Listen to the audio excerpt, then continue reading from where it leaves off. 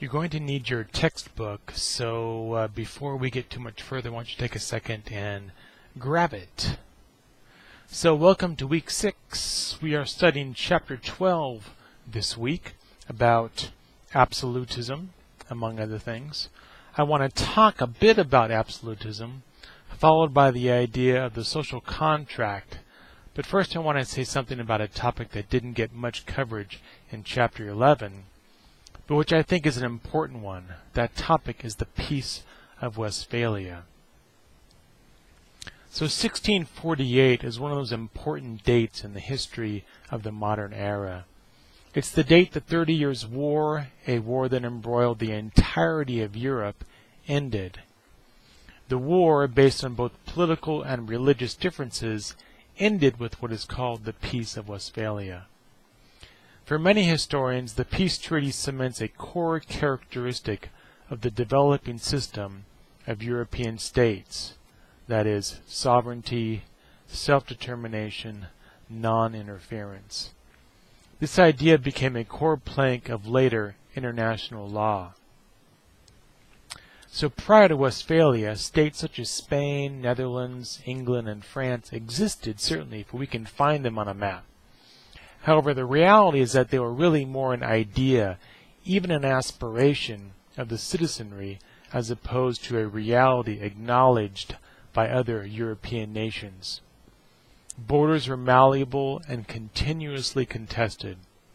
The existence of the Holy Roman Empire didn't stop, say, a powerful French noble from allying himself with a small state in the Holy Roman Empire against the emperor himself, and even against the French king.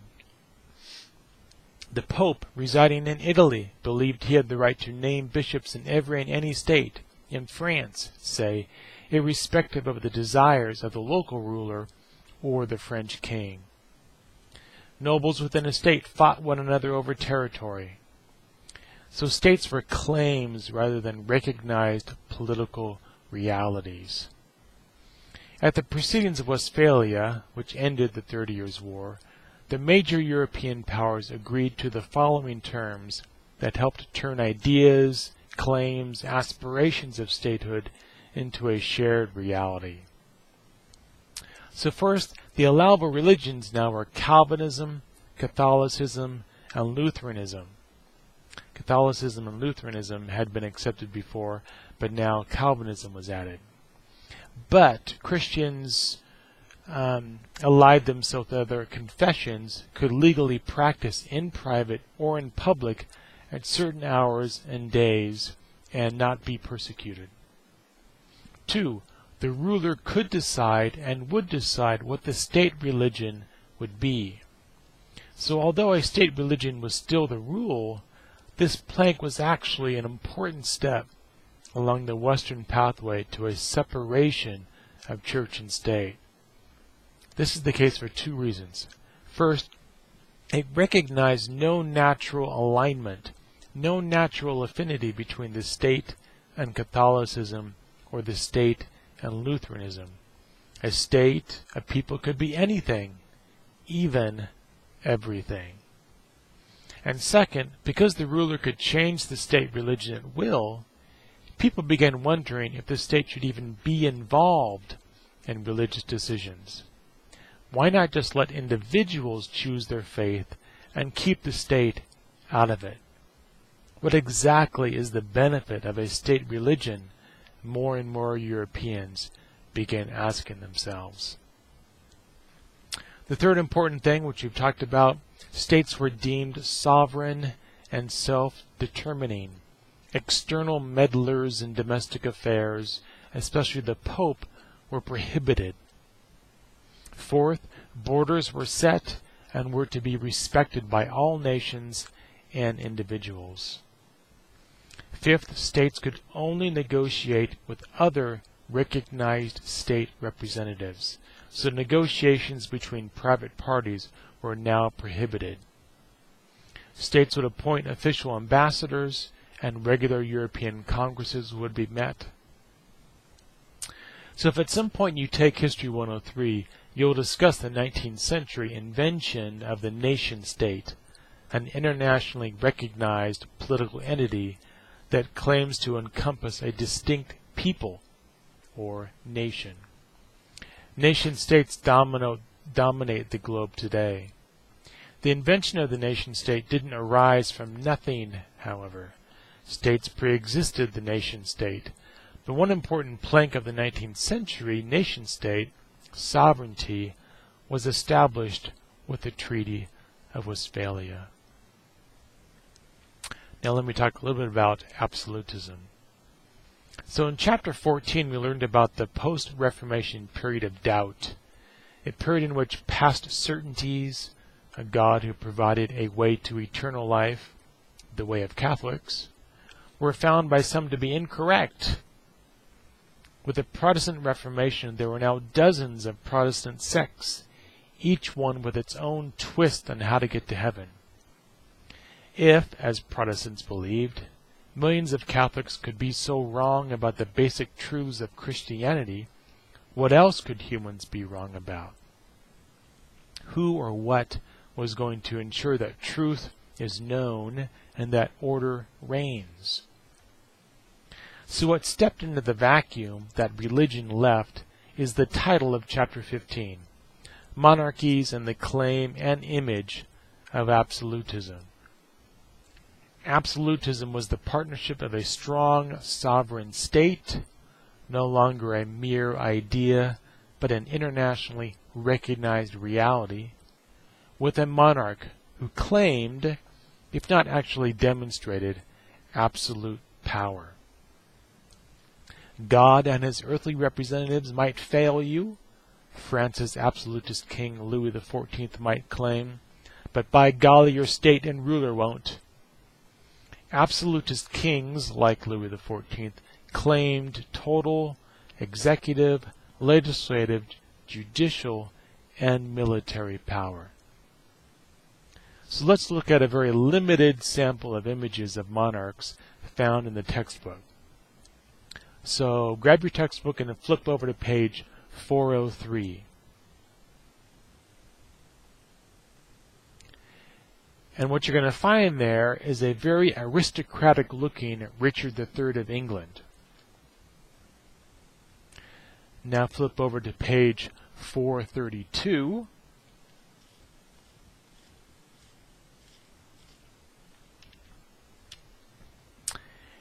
And what you're going to find is a very aristocratic, but actually pretty plain looking Emperor Charles V. He was also King of Spain. Now flip over to page 464.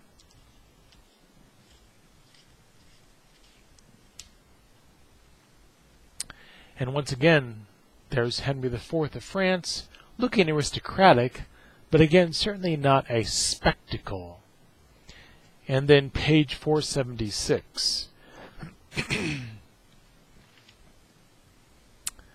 You'll find Charles I of England looking pretty gray because this was painted after his beheading. He is wearing some kingly robes. Now flip over to page 501 for King Charles II of England. Now this is the image that comes to mind when you think of a king. He's holding his scepter of power, he's wearing the crown on his head and the royal jewels, he's draped in royal robes, he's sitting on his throne surrounded by gawking attendants. This guy projects an image of absolute power. Don't cross him. So this week you have an essay to write about the elements of absolutism. The scenario is that Peter the Great of Russia contacts you for advice on how he might project absolutism to his subjects in image and practice. He wants his people to perceive him like Charles II rather than the gray Charles I. So based on what you learn about Louis XIV in this week's reading, advise Peter the Great. So now a bit about the social contract and the state of nature. So anthropologists and other observers of society sometimes talk about three sectors of human society: commerce, government, and civil society. If you're not familiar with civil society, that includes things like family, voluntary organizations like the PTA, education, religion, etc. So a question for you. So tens of thousands of years ago, before there was extensive commerce, bowling leagues, and democracy, when humans were hunting and gathering, what was human life like?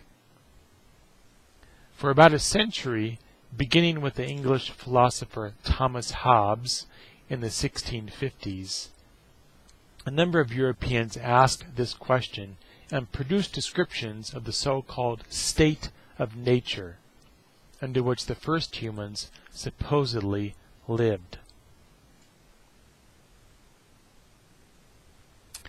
By state of nature, these thinkers meant the initial natural state of humanity before any kind of government existed. Hobbes was a Christian who believed in the Garden of Eden with Adam and Eve, so his was an exercise in a hypothetical. If there were no God, no Garden of Eden, what was life like before government? He wondered. And then, having described this state of nature pre-government, Hobbes then wondered what would compel humans to give up this state of nature and form some sort of government. So Hobbes, in his book Leviathan, first spelled out his notion of the state of nature and what would compel humans to form a first government. His was a very pessimistic view of humanity, which can be summed up by two of his most famous quotes. First one, in the state of human nature, life was, quote, solitary, poor, nasty, brutish, and short. Why? Because the state of nature was characterized by, quote, bellum omnium contra omnes, which basically means the war of all against all. So why the war of all against all? Because for Hobbes, the only natural right that existed in the state of nature was self-preservation by any means necessary. Law didn't exist. Morality didn't exist. Law and morality are components of government and civil society which hadn't yet been formed. Hence, everyone had a right to anyone or anything that would facilitate self-preservation. Might made right. Now, this wouldn't exclude short-term collaborations between humans, of course, say a hunting party, but such collaborations would necessarily be short-term so as to not overly strengthen a competitor.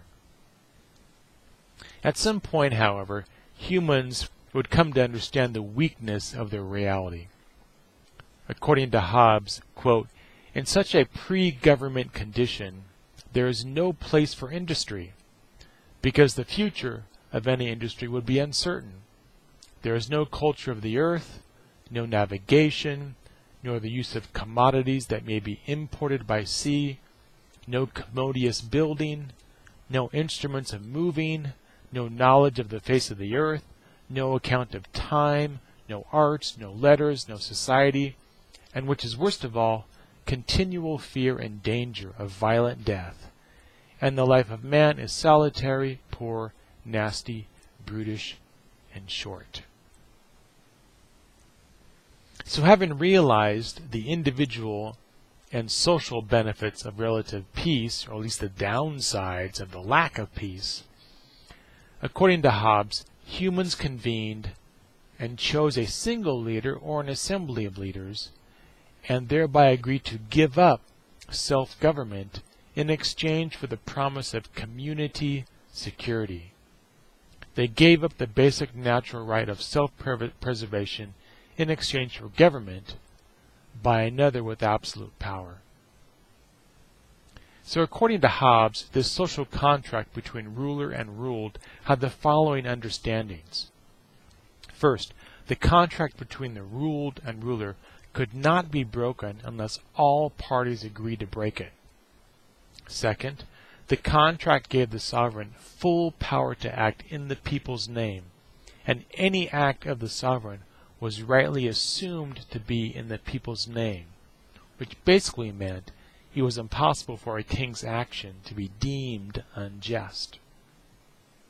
The third, the sovereign could pursue security by any means necessary. Law and property were to be protected. The sovereign made and interpreted law, and the king was commander-in-chief.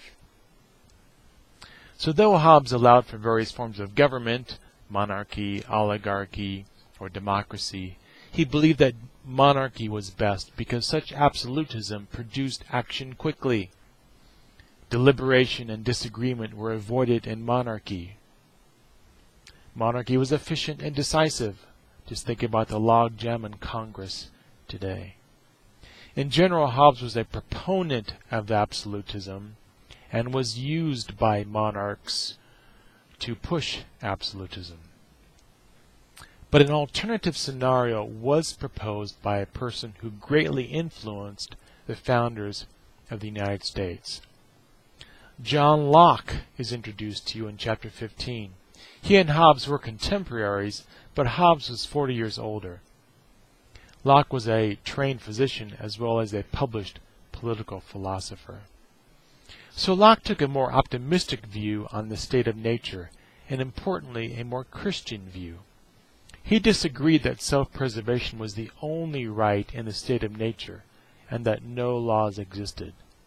According to Locke, as the state of nature existed under the Christian God, God's law ruled over human relations, and the basic natural law was the protection of life, liberty, and property. Now, if you're racking your brain trying to remember where in the Bible someone enunciates the protection of life, liberty, and property, you're not going to find it. Locke deduced the law from the biblical claim that God created life and gave each human his or her own life. Hence, each person has a God-given property interest in his or her own life. Life is the most basic form of property. And as a human is free first before contractually obligated to a social contract, liberty is a natural right too. Now, though God's law reigns in Locke's state of nature, that doesn't mean everyone understood this or acted like it. So conflict did arise in Locke's state of nature. Like Hobbes, Locke agreed that because some persons would not respect this law of nature, humans would eventually convene, form a community, and establish a government that would ensure the rule of law. A social contract was eventually struck.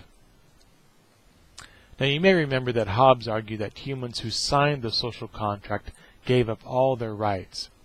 Locke argues to the contrary, that having signed the contract, humans only transferred to the government the rights they explicitly decided to transfer. Most importantly, law enforcement and security. There was no Hobbesian transfer of all rights. Locke agrees with Hobbes that there are many government options: democracy, monarchy, oligarchy, etc. But no matter the government chosen by humans, Locke argued that the government always served at the pleasure of the people, for it was the people who chose to give power to the leader. Even under a monarchy, sovereignty is retained by the people and never given up to a monarch or other leadership body.